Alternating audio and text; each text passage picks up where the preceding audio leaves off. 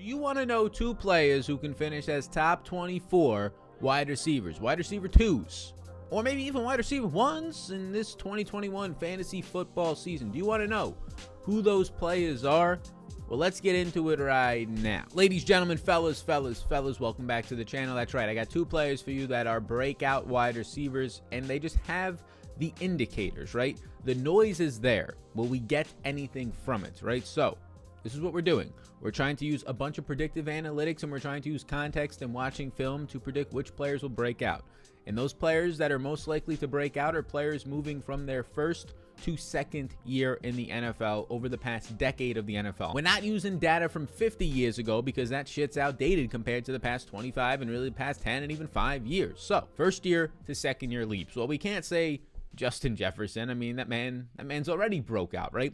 But it also has to be wide receivers that are in a situation where they have the ability to be in a top offense and there is some sort of confusion with their target share, or really not their target share, but who the alpha on the team is. Maybe there is no alpha wide receiver on the team.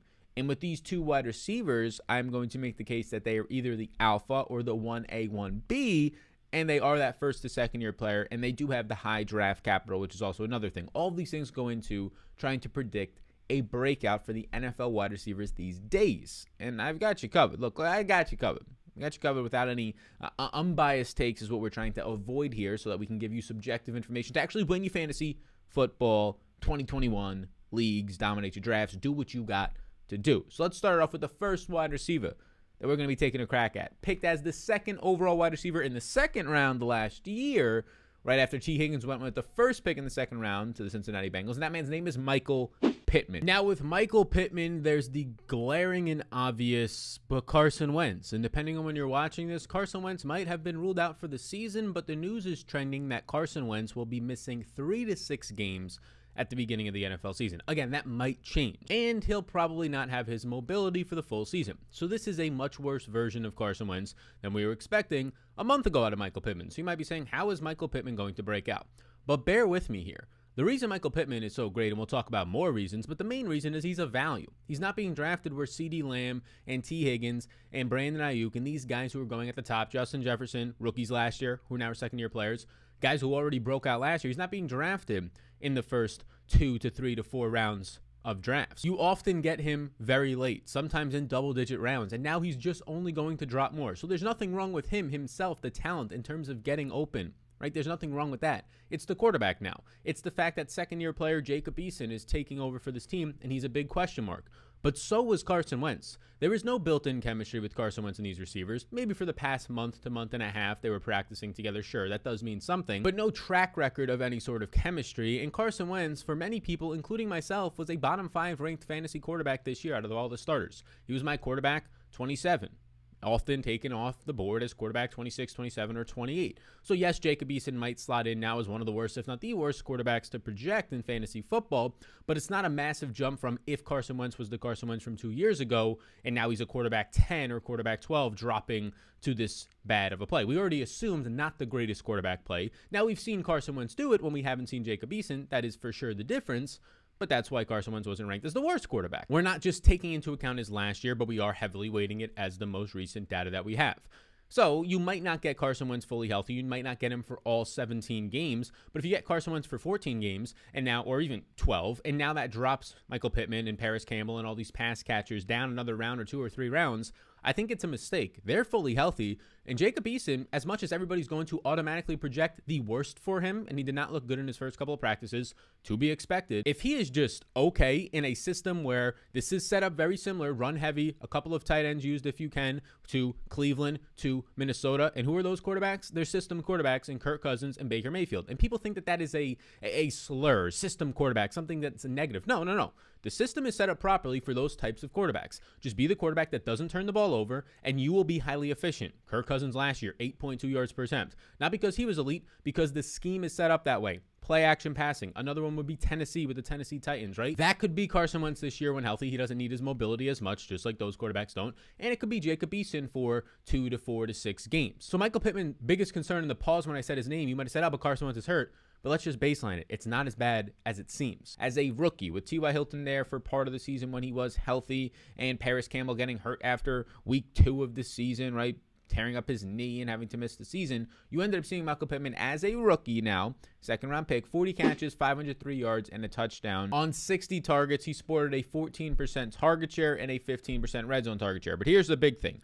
A 15% red zone target share last year, 9 red zone targets, 0 of those 9 targets went for touchdowns. The NFL average, and this is a tweet by Hayden Winks you can see on the screen right now, the NFL average is about 28%, meaning that on his 9 red zone targets, with a limited target share of just 60 targets, keep that in mind as a rookie who took some time to get going with Phillip Rivers last year, that 9 targets should have led to about 2.5 touchdowns, which of course you can't score half a touchdown, but just numbers-wise. So that's a lot of fantasy points that were left on the table right there. I mean, it's about 25 or so that are left on the table in his rookie campaign for what he should have had on average based on the NFL touchdown rates. He was a fine player when it came to yards after the catch. We saw that in college at USC when he dominated his final season with a 25+% target share and 11 touchdowns. After the catch last year, this isn't going to sound good, 32nd overall. But that's total yards, 290 yards after the catch, 32nd overall for a guy who only saw 60 targets. If he steps into an alpha role where that number is going up by 30 to 40 to doubling to 120 target campaign, something along those lines,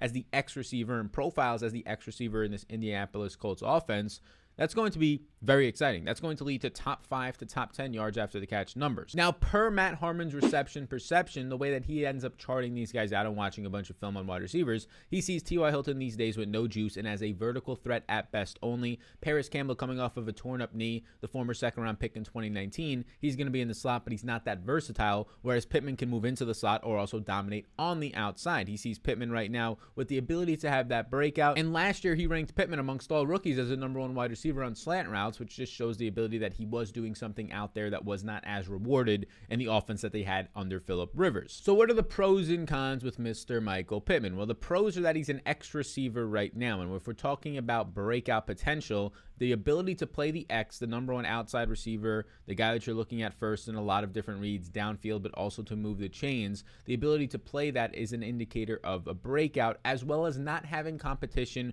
or a clear number 1. T.Y. Hilton, Paris Campbell, Jack Doyle, these guys, Zach Pascal, none of those guys are a clear number 1, and when you put their profiles stacked up, their age, their size, all of that, their health, alongside a Michael Pittman, it seems pretty damn clear to me. I don't know about you. I don't know about I don't know about you, but it seems pretty damn clear to me that Pittman is the one who looks the best on paper, which we'll take for the breakout indicator. The other thing is that he has the size. He's 6'4", 224 pounds as a pro, and depending on what happens with Wentz this year, based on their offensive line, he is in line to maybe be in a top 10 overall offense, which will also help you. But that's the big thing. What will Carson Wentz be this year when he actually now has a healthy and good offensive line, when he now actually has some weapons? Because last year, without the weapons, without the offensive line, he was number 34 in accuracy and number 41 in catchable targets. If that's going to be anywhere near the case again, Pittman right now, who is currently ranking as my wide receiver 49 and going off the board in redraft leagues, if you're looking at ESPN at this point in the season, which is a good indicator of many of your home leagues, they're not paid leagues,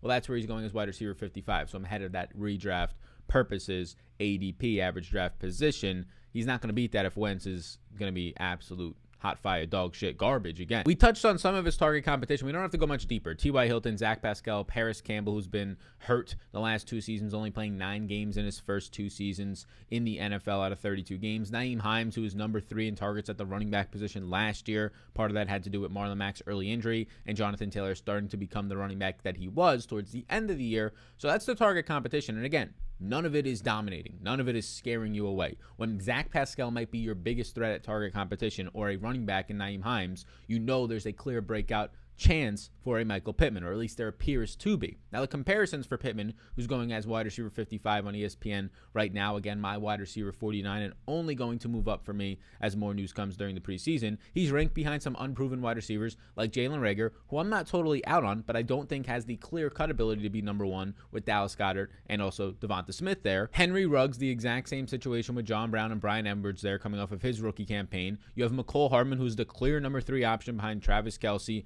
and also also Tyreek Hill, so that one's a head scratcher. Jaylen Waddle, who, yes, gets picked earlier in the draft than Michael Pittman was last year, but Jaylen Waddle, not the clear wide receiver with Will Fuller, and also, yes, Devontae Parker being disrespected on that team. So he's going behind all these types of guys. He's ranked behind some veterans like Marvin Jones and Mike Williams, which you can argue if that's fair or not. I would argue that similar ranges. I still prefer right now Michael Pittman. So there's just a lot of other wide receivers who are unproven or who are veterans as clear wide receiver 2 or 3s on their team that are going ahead of a guy who has the breakout upside as a wide receiver 1. If Carson Wentz can recapture just his magic beans or his normal self now in a new environment and be a top 15 to top 10 quarterback in the NFL, Michael Pittman is going to have a breakout campaign. He's going to see more than 60 targets. He's probably going to push towards at least a 6 target per game pace, which is over 100 targets on the season, which comes close to doubling last year. So Michael Pittman, our breakout wide receiver number 1. Before we keep going, I want to let you know about the Fantasy Football 2021 Draft Guide, the Supreme Draft Kit. It is linked down below. There's a limited time offer on this for free if you're eligible as an add-on bonus thanks to our sponsors, Prize Picks.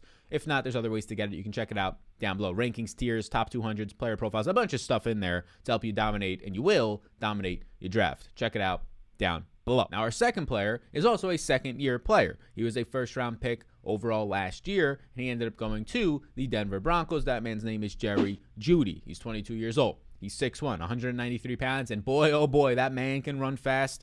And he can run fast often downfield. Now, last year as a rookie in 16 games, Cortland Sutton tore his ACL after 1 game, so there's a lot of target share open for Jerry Judy. He was competing with the likes of KJ Hamler, another rookie, competing with Noah Fant at tight end, Tim Patrick, who was quality on the outside, these types of players. So not much overall competition once Sutton went down. Now, in those 16 games, he caught 52 balls, 856 yards, and 3 touchdowns, 16.5 yards per reception. He had a 21.2% target share, over 110 targets as a rookie. This was very good to see. But the damn quarterback play. Drew Lock, the worst quarterback, in my opinion, in the NFL right now. And a lot of metrics will say that out. Drew Lock was atrocious. This would have been easily a 1,000-yard plus season for Jerry Judy, with probably 2 to 3 to 4 more touchdowns if you had an average to even just slightly below average quarterback in there. Not the stone worst quarterback in what Drew Lock was last year. Drew Lock last year was number 42 in catchable pass rate, number 35 in clean pocket passing, ranked outside the top 32 quarterbacks with no pressure under him, and number 33 in overall accuracy rating. Absolutely brutal. Another indicator of how bad he was, last year, Jerry Judy was actually number 6 in air yards with 1,536 in the entire NFL as a rookie.